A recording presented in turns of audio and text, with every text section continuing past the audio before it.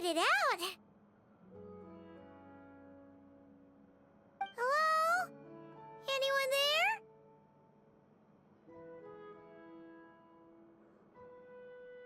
Perhaps the captain had business to attend to elsewhere. But why rent such a massive boat just to have it sit here without even leaving so much as a note?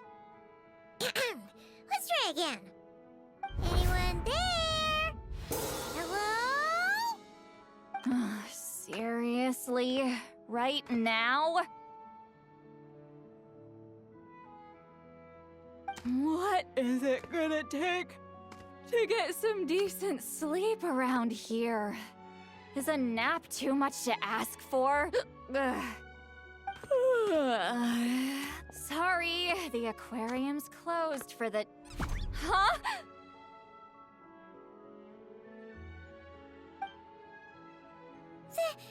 See Lolly? Traveler! Paimon! Hold on.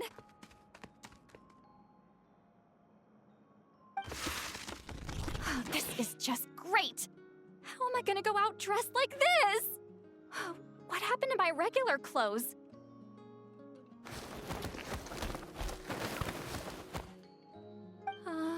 The wash! I put them in the wash after I drank too much and fell into the fountain. Oh, this can't be happening!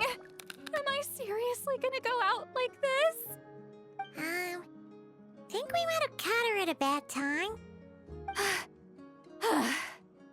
See Lolly? I don't want to hear it. Hear what? A single word about what I'm wearing. No comments, none. Is that clear? Oh, yep. Crystal.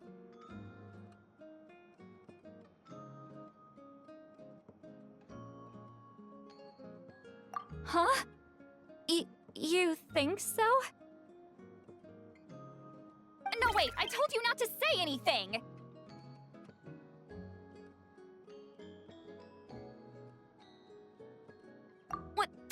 What was... Oh, his thoughts. I heard his thoughts. How could I forget about that? Oh, this is so embarrassing. I seemed a little too pleased to get that compliment, didn't I? Wait, the mind reading went both ways. Does that mean the Traveler's hearing all this too? Oh, you clearly did! Huh? What did we do? Paimon's not following. Nothing. It's nothing. Let's just move on. Did you need something? You're not here alone, I see. Hello, I'm Xavier, a film director and producer from Fontaine. I meant to introduce myself sooner, I just didn't want to, interrupt. No wonder we ran into each other in Fontaine of all places. You must also be in town for the festival, then. That's right! We're helping Xavier with his film. In fact, we were hoping to shoot some scenes on this boat. You're the one who rented it out, right, Seed Lolly? Me? Rent a boat? I wish I had that kind of spare cash floating around. Not to mention the spare time. Don't get the wrong idea, though. I'm not here to sail off into the sunset and live out some cushy retirement life, okay? I'm not that old. Then why you dress like... how did you end up staying aboard the Wingolette? Well, I heard one of my favorite light novels was getting turned into a film, so I came to Fontaine to catch the premiere. Originally, I booked a room near the Opera Epiclese, but I'm quite particular about where I sleep these days. I think it's an age thing. And that bed? Oh, I just couldn't sleep in it. I tried to find a different hotel, but with the festival, everything was completely booked. Just as I was worried I'd have to sleep under a bridge or something, I happened to spot a help wanted sign on the side of the road. Oh, so you're here to take care of the boat? No, I was hired to man the front desk. The pay is a bit low, but food and drinks are covered. And it includes room and board during the festival. Plus, the job is simple. So I thought I'd give it a shot. Wow, they actually thought you'd be a good fit, huh? What? You don't think I'm cut out for it? All I have to do is tell people the aquarium isn't open yet. Other than that, I'm free to do whatever I want. It's a pretty sweet gig. That's all? Yeah, I was also kinda shocked. But it's not a lie. Head downstairs and see for yourselves. There's nothing but empty tanks. Not a marine animal in sight. Did your boss mention anything about being open to film crews using this space? Our production was hoping to film on the deck for a few scenes. No. That never came up. You could just ask her. Oh, she's around? What kind of person is she? We should know what we're heading into. She's nice enough, I suppose. Pretty reasonable, too. Even offered for me to move to a bigger cabin if I was too cramped. Back at the Masters of the Nightwind, I'm used to being the one giving orders. But working under her doesn't feel like being bossed around. She seems to respect what I think. Wow, she sounds like a great boss. She did tell me she'd rather not be disturbed, though. She's been working on an important project, so I'd keep it brief. Got it. Thanks for the heads up. All right, the captain's quarters are this way. I can take... Wait. But I'm wearing... whatever. I doubt she'll care. Just follow me.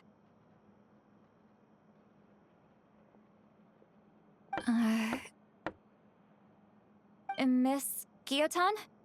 These visitors were hoping to ask you about something.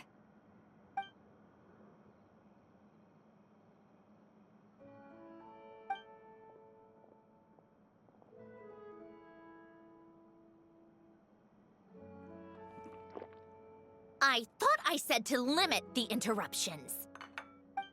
Just tell them the aquarium is still...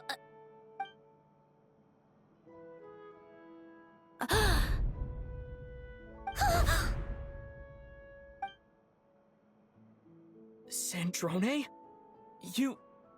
You're here! Huh? You know each other? Are you okay, Sandrone? Do you still remember us? Everyone was so upset after what happened. We all missed you so much.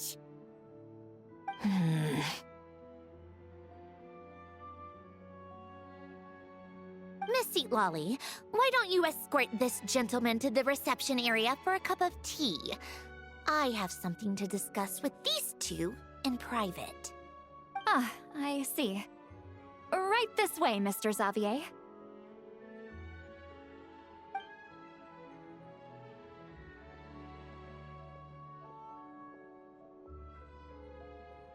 Sandrone?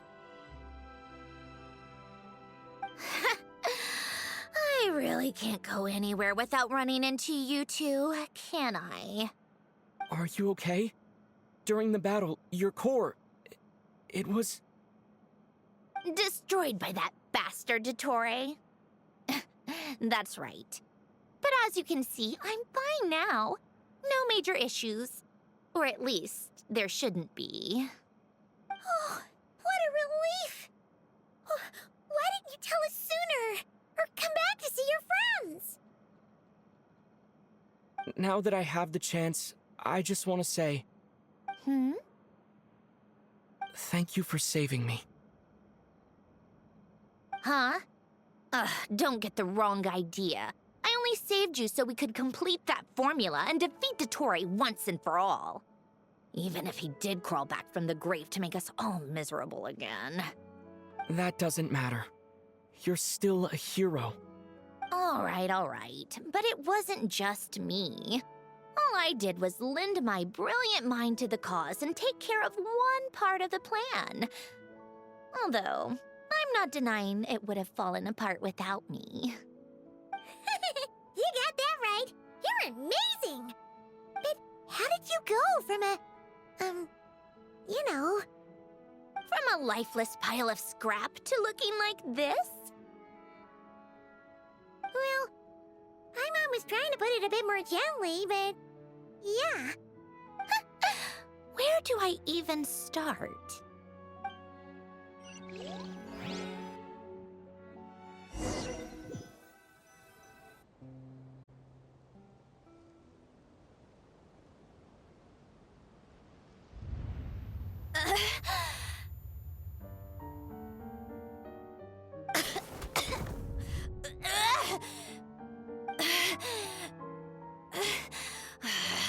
Curse it all!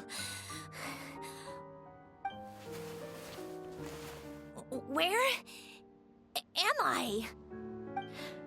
Did we do it? How much time has passed? I'm not in one of that lunatic's experimental labs, am I? Wait, Fontanian decor. Books from the Research Institute. Phew. One thing at a time. Initiate self-diagnostics. Assess the extent of the damage. Cut power to compromised, non-essential components. Then reconstruct available action modules. Severe damage to the core. Dottore, you bastard. Polonia?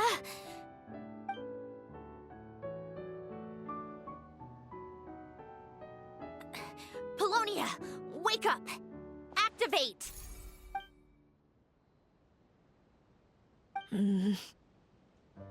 You're in even worse shape than me. Internal gears and energy circuits are barely intact. Extreme damage to the core, just like me. Rebooting is off the table. Even if I could repair the damage, I don't know if... You used up all your critical energy in those final moments, didn't you? To protect the core of that guy in the hat, and the numerological array. Wait, the array. Yes! The prototype is still here. But can I even run it in this state? Whatever. I have to try. I just need to confirm one thing. Activate the numerological array. Connect the computing core to my body. Just like I thought. It needs too much computing power.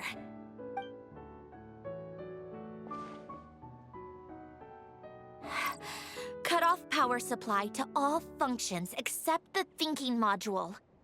Please. I just need to ask one question. Initiate query regarding the 3 Moon Sisters. How many living moon goddesses are there in possession of the Trilunar Authority? 1. It worked. You did it, Columbina. You made it back. But how did I survive? The self-diagnostics showed damage severe enough to shut me down for good. What triggered the reboot? A built-in message?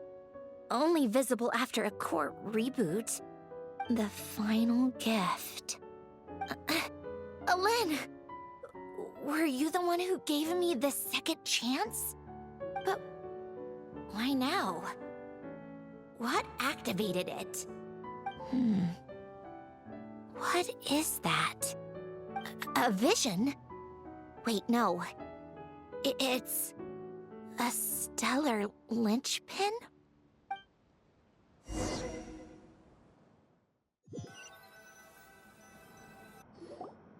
A stellar You can think of it as a rare kind of vision.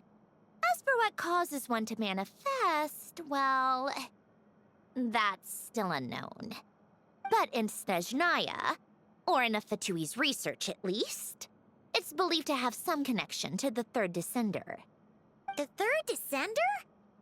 We knew his remains were used to create the Gnosis, but this is the first we're hearing about a stellar linchpin. You knew about the remains? Huh, right, of course. Look who I'm talking to. Yes, the Heavenly Principles used the remains of the third descender to create the 7 Gnosis as a means to consolidate the Archon system. Visions result from that same system, so extrapolating from there, it's clear that the manifestation of a vision is also, to some extent, related to the third descender. Still following?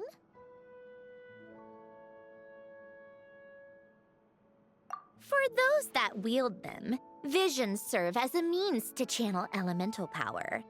The same is true of stellar linchpins. The difference is that, when wielding elemental energy, stellar linchpin users often exhibit a unique kind of power that seems to come from beyond to that. It's believed that, when a stellar linchpin manifests, impurities from the remains of the third descender get fixed in place. Hence, the name. That's also believed to be the source of the strange power I just mentioned. We've heard that visions can appear when someone has a really strong wish or desire. Stellar linchpins sound kind of similar, so does that mean... Huh? Oh, don't look at me like that. I've never had any grand wishes or aspirations. Just a list of things that drive me up the wall.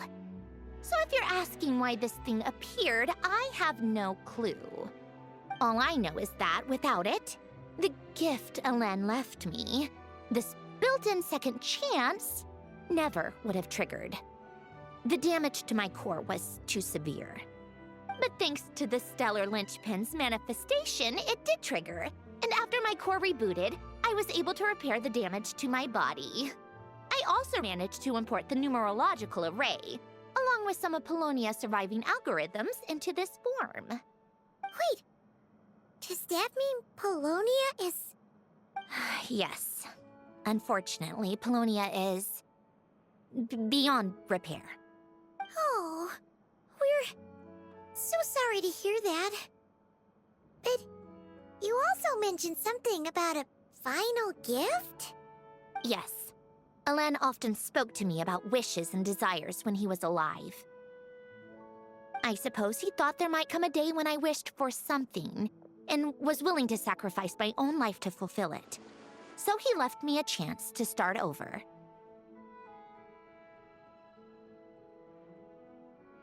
No, never. Elen once said I was his proudest masterpiece.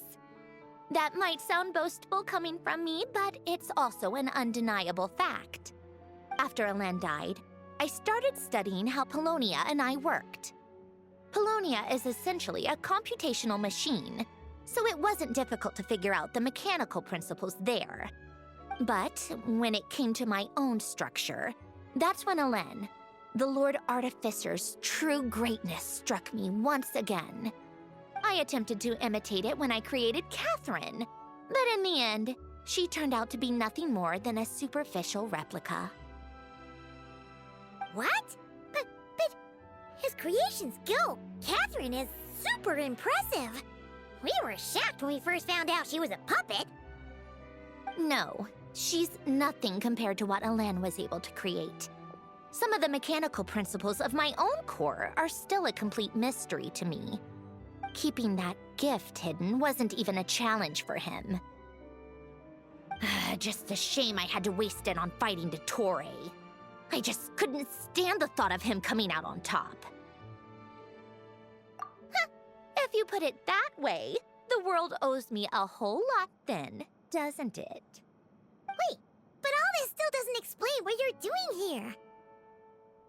Risley said you rented the ship and even had some kind of fishing permit? That's because I'm trying to go back to the place Elen and I lived when he was alive.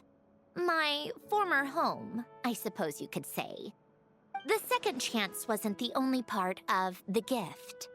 According to the message, Alain left me a few other things that are stored in the house we shared together. I'm hoping that whatever he left me can help fix certain anomalies in my rebooted core. And help me understand why I received a stellar linchpin in the first place. Okay, so go back then. What does that have to do with fishing? And to think I'm talking to the saviors of Fontaine. Did you forget that the water levels have been rising for centuries? I can't just go back to the place I used to live because now it's underwater. Oh, right. With the rising water levels and changes in terrain, it's not just a matter of finding where it is, but also clearing away any sediment or debris. But Fontaine law prohibits unauthorized individuals and organizations from excavating underwater ruins. A Melazine caught me the minute I even made an attempt. Why not apply for authorization then? And face the endless slog of Fontainian bureaucracy. No thanks. Besides, I'm a Fatui harbinger. The diplomatic implications alone would be enough to give the gestionnaires at the Palais Mermonia a headache. A fishing permit, on the other hand, isn't difficult to obtain at all. Minimal paperwork required, and under the name Guillotin, the application was a cinch. So you're exploiting a legal loophole? Am I? That underwater home belongs to me. If I happen to chance upon it while doing some fishing, what's the issue with that?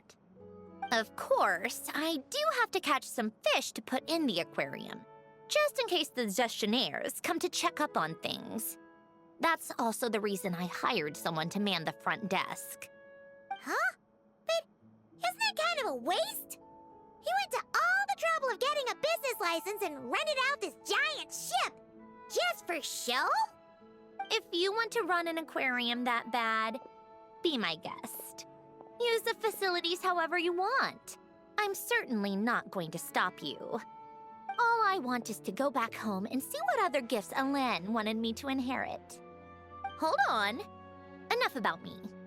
What are you two even doing here?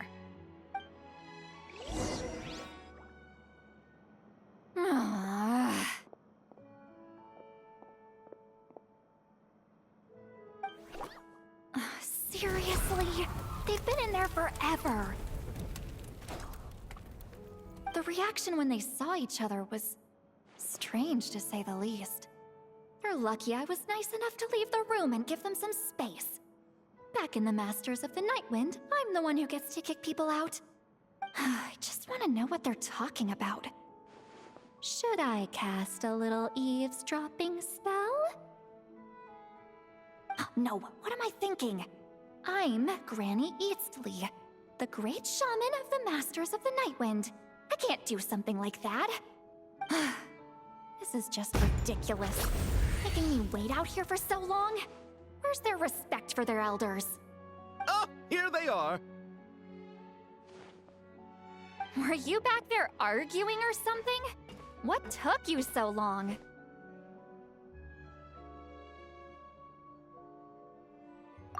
The two of you are already acquainted with Miss Guillotin, then?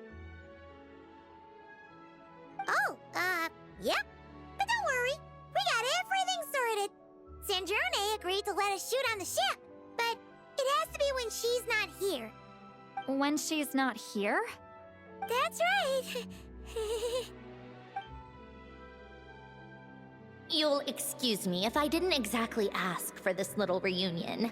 I wasn't planning on seeing anyone. Like I said, my core is severely damaged. Even with the gift, there are anomalies that are making things unstable. I don't even know if I can continue to function without issues. So the priority is to fix these anomalies and get answers to my own questions. Then, I can see the people that need seeing.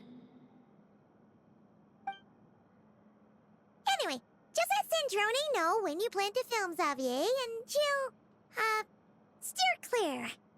I do hope I'm not causing Miss Guillotin too much trouble.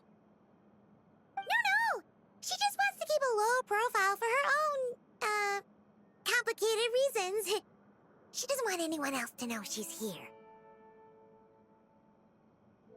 Understood. I'll be sure to keep that in mind.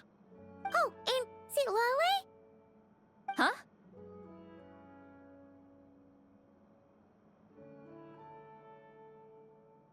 You mean Miss Gyotan? What does she want? Oh, please don't let it be about the pajamas. What? The 7th of the Fatui Harbingers? Why are you telling me all this? I asked the Traveler about you, and I've decided it's best to be open in this instance. I can understand if you would rather not work for a Harbinger. Regardless, the room on the ship is yours to keep. You're an acquaintance of the Traveler, and I plan to honor that. Wait, she's actually nice? It's not a problem. The captain also worked for the Fatui, and he helped Natlan a great deal. We know that there are good people among your ranks. Besides, I've been around long enough to know what it means to earn one's keep. This isn't Natlan, and I don't expect special treatment. Besides, sitting at a desk isn't exactly back-breaking work. I appreciate that perspective, Great Shaman. Seat Lolly. Just call me Seat Lolly. That title makes me sound so... old. Well, Seat Lolly, the Traveler and I are looking for something, so we'll be heading underwater together soon. I'll leave the ship in your care while we're gone. Together? How often? Not too often. We're heading out in a bit, but I'll be available if you need something. You couldn't, go alone? I wanted to, but he was concerned about my physical well-being. So he offered to come with. Guess my mental well-being means nothing then. Huh?